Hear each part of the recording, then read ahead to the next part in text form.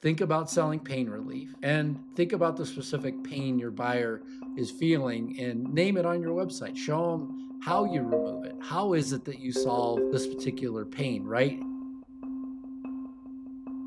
Hey, so I wanted to share today just a little bit about moving from getting traffic into getting a pipeline. I talk to a lot of founders about these sorts of things, and it's funny to me like how many people don't actually understand the real impact of what traffic does or doesn't do for your particular situation, right? So I feel like that the real opportunity here is to try and educate people in terms of how do you go from having people that are aware of your solution to people that truly understand exactly what it is that you're offering to eventually an educated buyer and then that educated buyer leading to true opportunities for your business. And I think there's just so many people that don't understand this level of engagement and things like that. And so there's a, kind of a broader objective here in terms of sharing this. And it goes back to a call that I had early last week. And in that call, what was funny to me was I had another, let's say, digital marketer on the call. This person should have fully understood exactly what it was that I was saying. And I felt like they completely missed the point. But here's how it looks, right? So I show up to this call, and in the call, I told them about their website traffic. Typically, I'll hop on a call and there's a tool that I use that's free. It's a Chrome plugin called Uber Suggest, and I'll normally pull up somebody's website and I'll go, "Hey, let's just talk about, your traffic for a minute."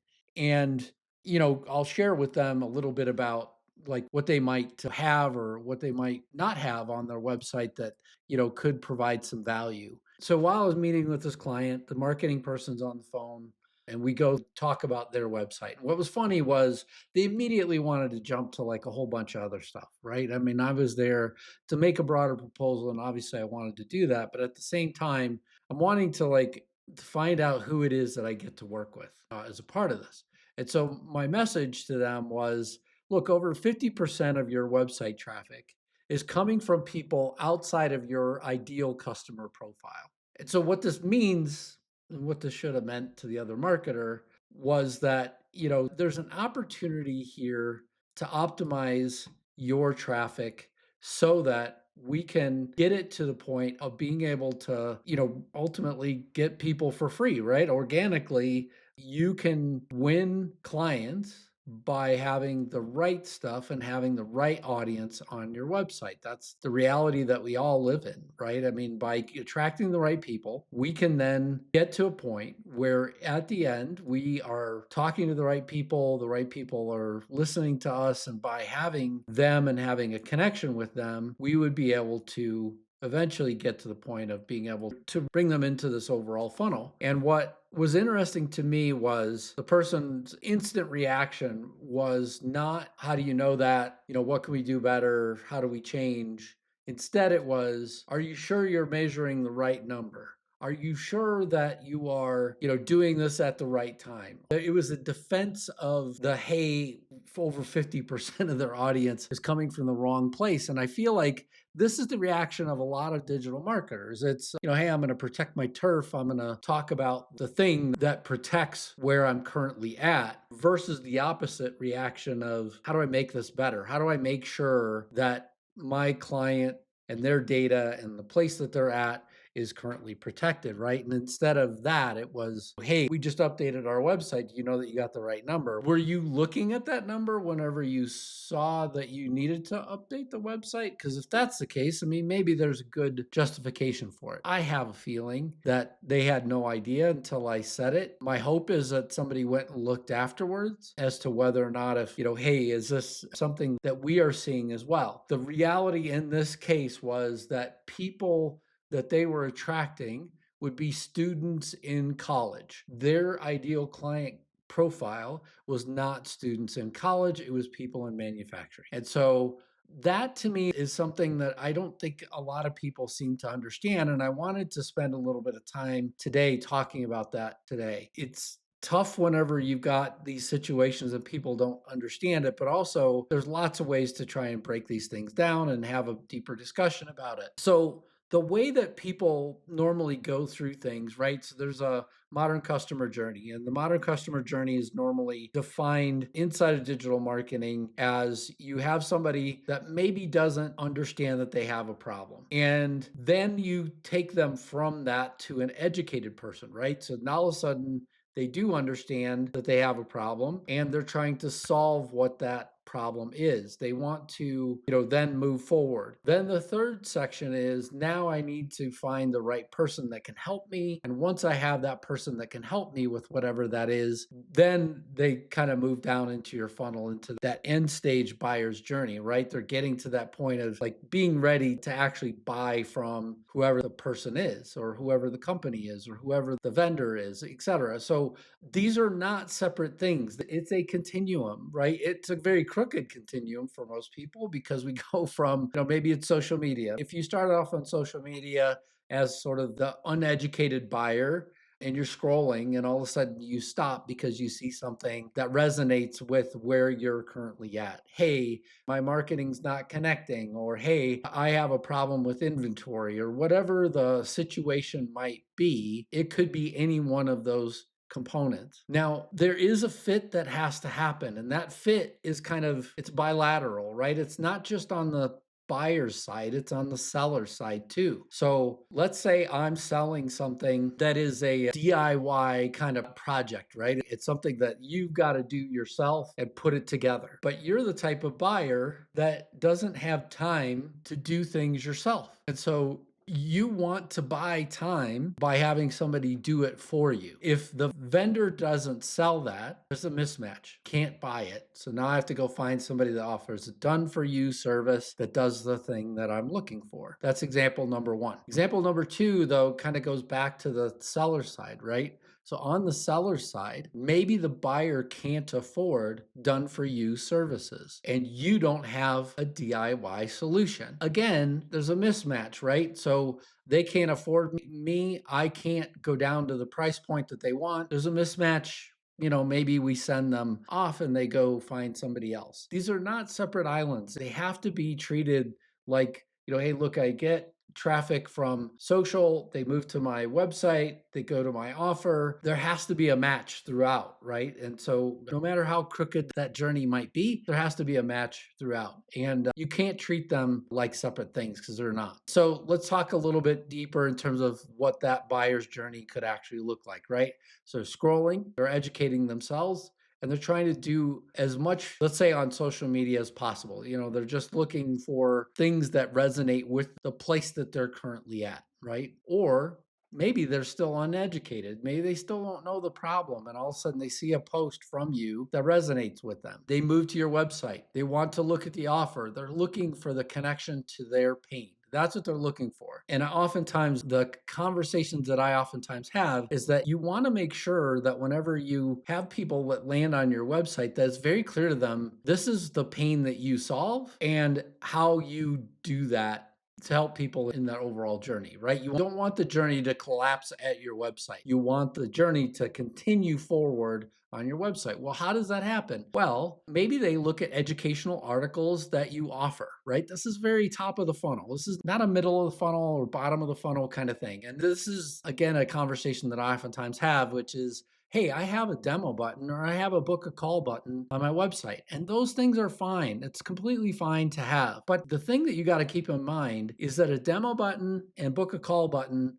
are both bottom of the funnel activities. When do I want to raise my hand and say, I want to come to you to buy your solution? It's in the end. When do I want you to get on the phone with me? It's whenever I'm educated, whenever I know that I could talk to you with some level of knowledge about my problem. Okay, so what do you offer? Well, middle of the funnel things are like assessments and things like that. That's normally the way I sort of describe it for people is, offer lead magnets in the middle of the funnel. They can do some level of self-assessment and decide whether or not is this right for them or not. You can maybe help better diagnose them, right? Provide a solution for, hey, here's exactly where this thing is going to fit. Maybe the next level of this could be, I want to dive a little deeper and get, even deeper into things. So maybe you offer, I don't know, a training course, or you offer some sort of free or even, lower ticket kind of offer that gets them into that buying cycle with you at a very small price point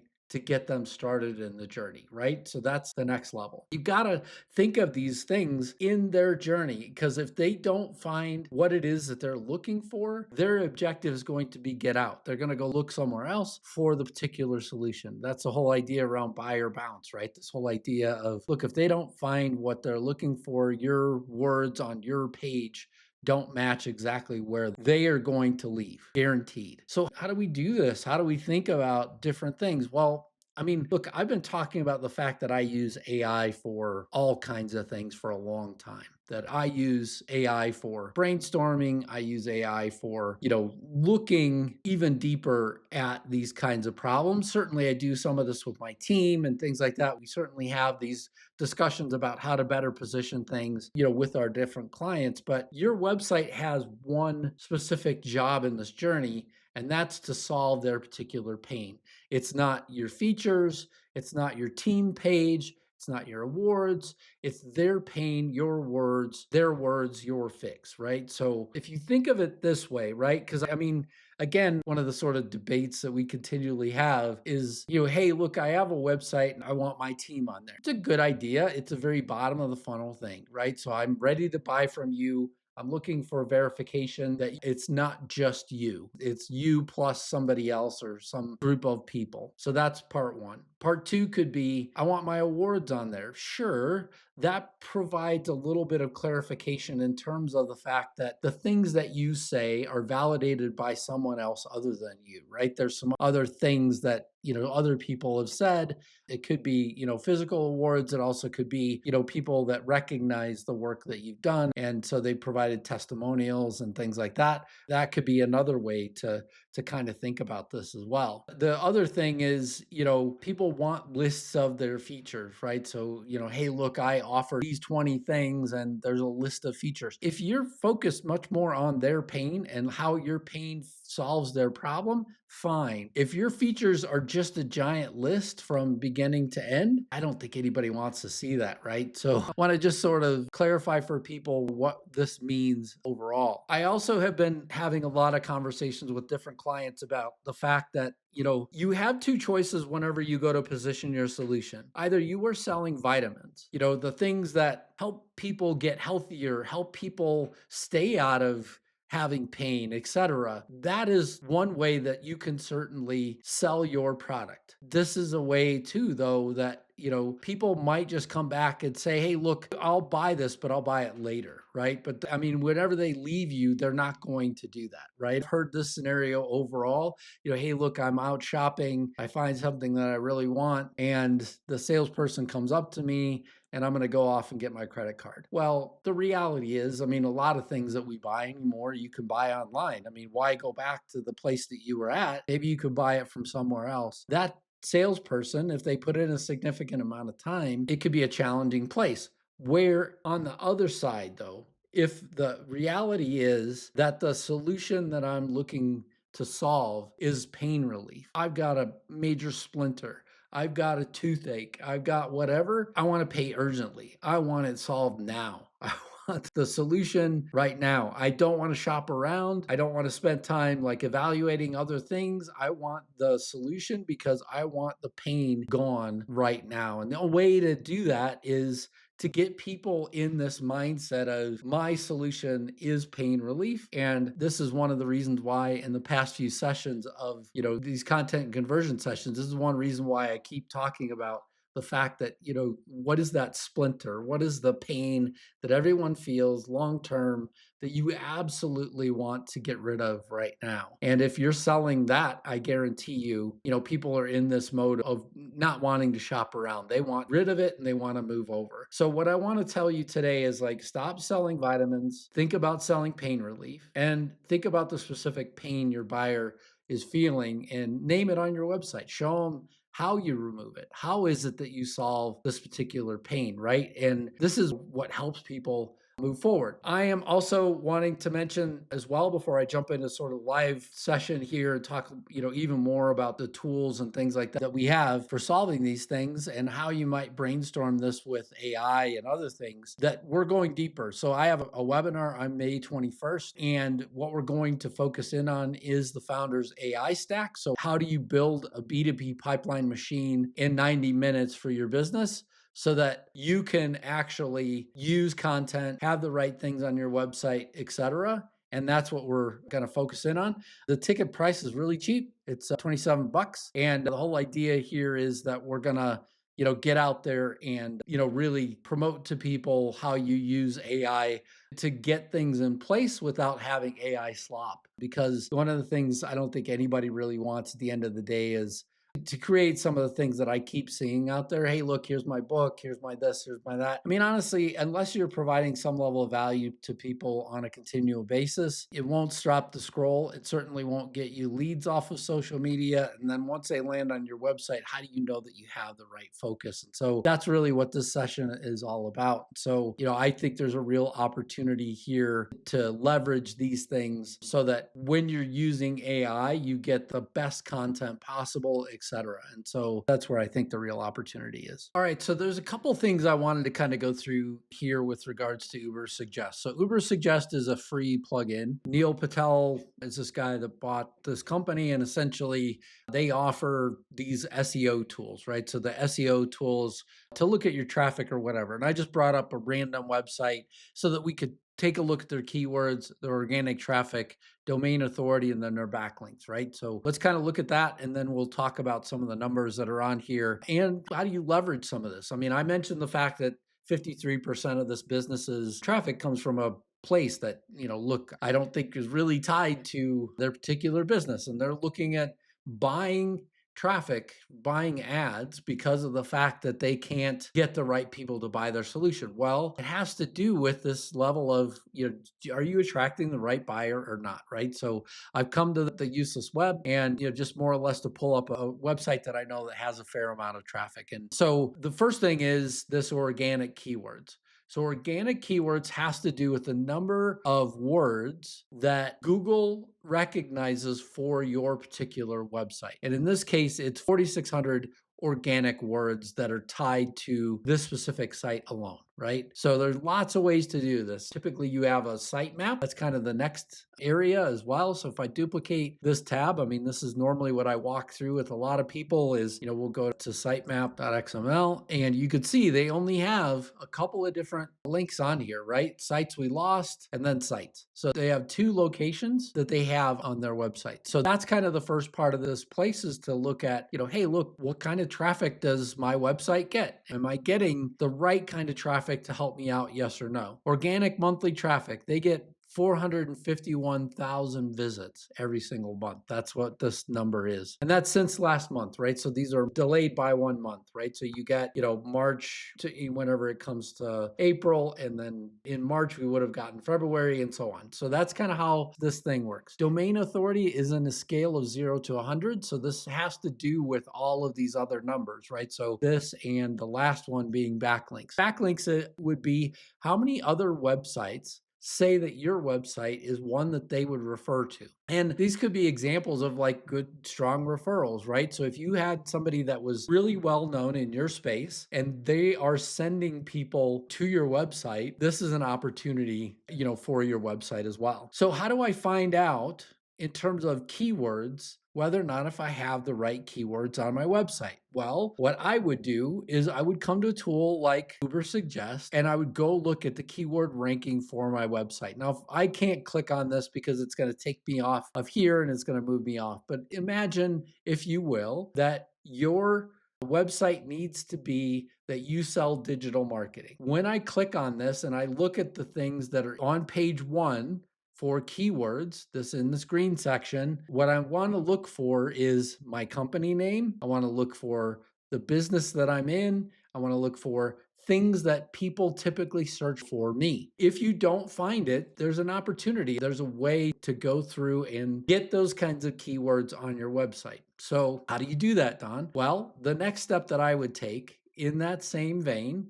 right? So if we're moving through and we're trying to get people to our website and get them to stay so that they eventually reach out to us or buy, what I would do then next is go to Answer the Public. So if you go to Answer the Public and you look at the tool that they have here, there's an opportunity again to take your particular business website and drop it in there. Hey, so I've logged into Answer the Public on my paid account. And what I'm going to do is, and everybody gets, I think it's at least one free search per month. So you can come use the tool. And if it's something that's helpful to you in terms of pricing for Answer the Public, if you go to the annual pricing here, it's $13 a month. If you go month to month, which you could, run a bunch of searches for, your business and get, everything that you need, it's $20 a month. So very much, a useful tool and something that I feel like is well worth the money that Neil Patel, offers in Answer the Public. So this is something that I think, anybody might want to consider for their particular business. So if I come in here and let's just say in the case of, a particular business, maybe I want to look up, businesses in digital marketing, right? So anybody that's doing, let's just say content marketing. B2B. So we'll focus in on content marketing for B2B and we go search all. What you could do here is it's going to come up with like a summary down here of all the different ways that you could say leverage this for content marketing for B2B. So there's a way to, look at the keywords that people are searching for whenever they're searching for this specific keyword.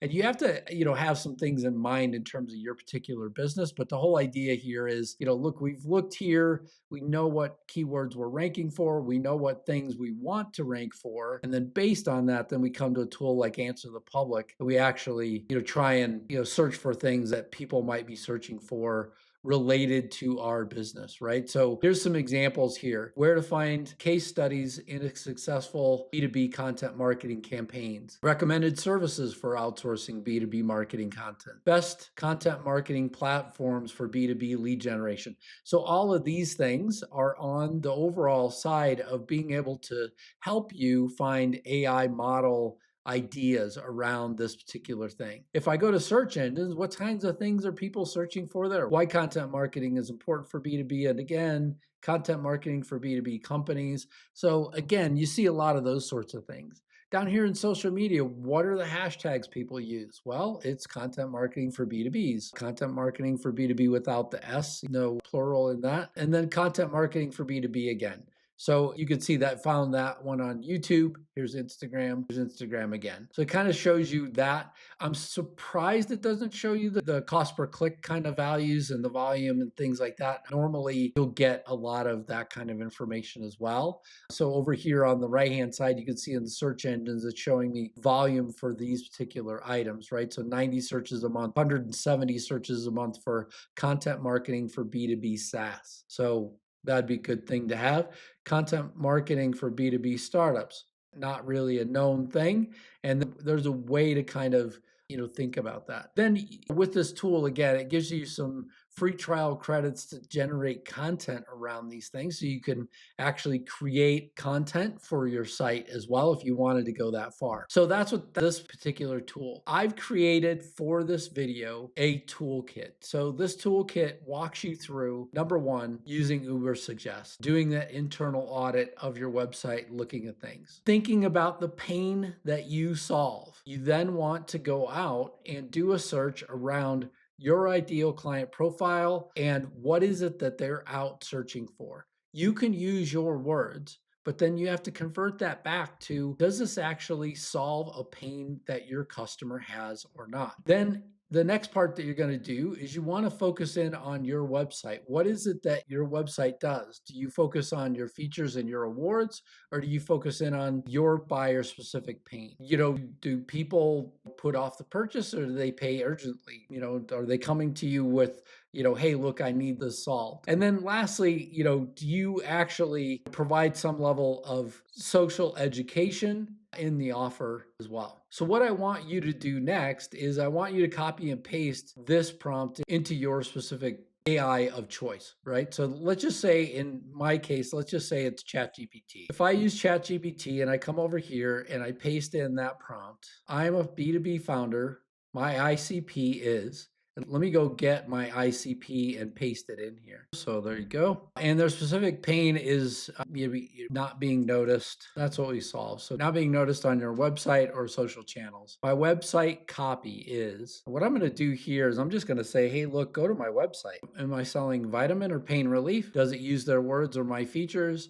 If I was a buyer, would I hurry or bounce? So it's going to go through and do some deep thinking here and sort of work through things. And, the thing I would say is you want to really focus in on, how do I leverage this so that I get that as well. And look, last time I'm going to mention this, I would love for people to join the Founders AI Stack live webinar. The whole idea in this is that I will do in-depth training around how to use AI in your business to create a overall content system for your business that draws people in without creating a bunch of AI slop for your business. So that's the idea here, is that we do that. Let's take a look. So right now you're selling pain relief, but it's packaged like a vitamin. The pain is present. Your homepage says you're doing marketing. So why aren't you getting results? And it's sort of, going to be direct here. It's going to provide some different ideas. Does it use their words or my features? It uses both, but feature language is still winning. And so it kind of walks through that.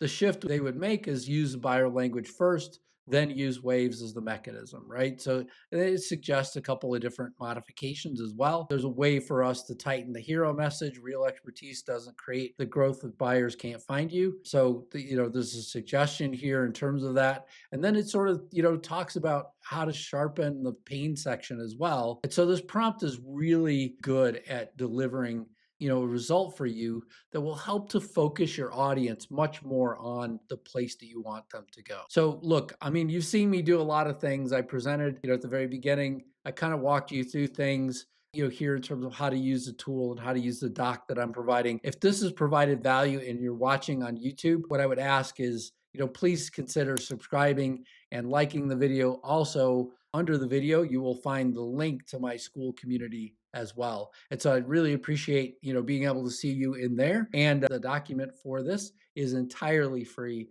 and it's in the Skool community itself, so that you can come grab it. And please go out and use these other tools. I certainly think that Ubersuggest is one of my top tools, just to taking a quick peek at a website for somebody. I feel like whenever they come in, oftentimes people are almost like visiting the mechanic, for a first time. Hey, look, I'm hearing this rattle under the hood. Is it anything, or should I be worried, or whatever? And it's an opportunity for me to help people. So I use Ubersuggest all the time. I've been a fan of this tool and this plugin for a long time, but certainly go look at your keywords by traffic. Go look at that more in depth. If you want us to do it, we will do an entire website audit for people and take a deeper look at how you're performing and things like that. So certainly reach out or direct message me, and happy to have a conversation there. I hope this video has helped you. And if so, again, please like and subscribe if you're on YouTube, or come join the free community. And if you're in the free community, again, DM me if there's any possible way that I can help you. Thanks so much.